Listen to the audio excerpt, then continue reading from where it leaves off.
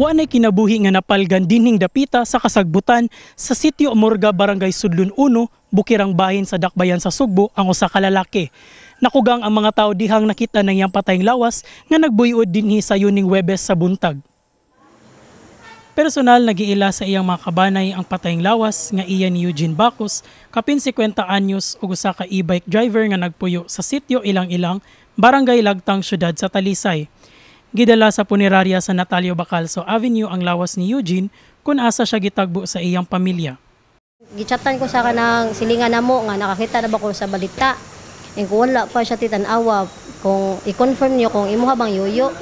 Yamo to, si yoyo gyud kay mao magud yang nasuot nga sinina paghapon. Matod sa mga pagumangkon sa biktima, naginusara na lang kini sa kinabuhi ug wala na pud sila nakamatikod sa iyang pang-adlaw-adlaw nga kahimtang.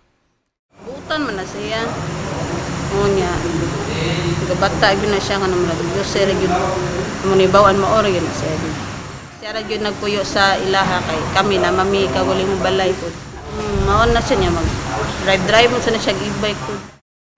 Tungod sa kanuneng pag-inusara ni Bacos, wala na sab sila nakabantay kung duna bay mikuha o midagit ni ini sa wala pa kini patiya.